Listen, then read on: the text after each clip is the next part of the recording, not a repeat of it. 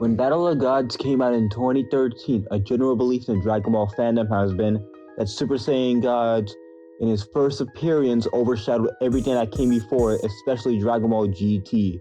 It was said to be a whole new level of power, something so far beyond even a Super Saiyan 3 Vegito, which is above Super Saiyan 4 Goku, as stated in previous guides. But is that notion really true? For a long time, we've been led to think Super Saiyan God solos all of Dragon Ball GT with its first appearance, almost destroying the entire Dragon Ball macrocosm. But the reality is far different, as in Dragon Ball GT, the feats, statement, and scaling within the series tell a different story. Today, I want to break down everything in simpler terms to show how Super Saiyan 4 versus Super Saiyan God is not even close.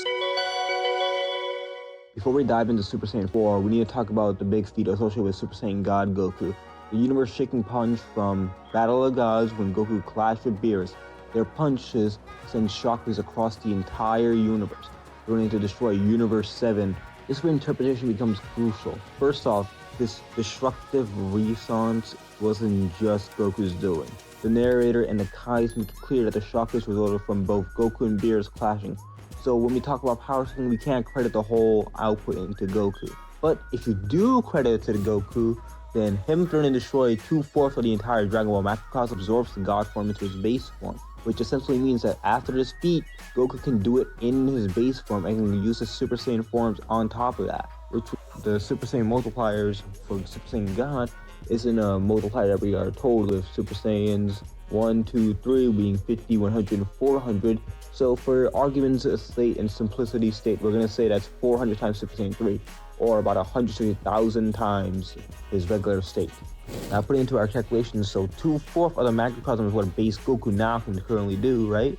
So 2/4 times 160,000 is 80,000-fold Dragon Ball macrocosms Goku can destroy in his God form now. Now that we put the Super Saiyan God feats into numbers, let's build a case for Super Saiyan 4. It starts with Goku's base in Dragon Ball GT. The argument for Super Saiyan 4 supremacy hinges on recognizing that Goku's base power is pretty high by the time GT begins. We see this during the Space Saga when Goku fights General Rildo, a machine mutant whose strength surpasses even Goku, and comments that it surpasses Majin Buu, and potentially even Vegito. Let's let that sink in. So base Goku is able to fight on par with a character who is stated to surpass Vegito. So if we equalize the forms, saying that Super Saiyan 4 is only 100,000 times boost, and it's the same as Super Saiyan God, which isn't actually true, since in later guides such as Dragon Ball Heroes it states that, well, more so shows that Super Saiyan 4 is equal or perhaps greater than Ultra Instinct. If you say Fusion Reborn is canon of GT, since that's what many people believe, same with Wrath of the Dragon, then major feat that we are going to discuss is the fact that Goku in Super Saiyan 3 is able to shake and potentially even destroy the entire Outer World itself by screaming and transforming into Super Saiyan 3, which means Goku already did 2/4 for the macrocosm. And if you say base Goku at a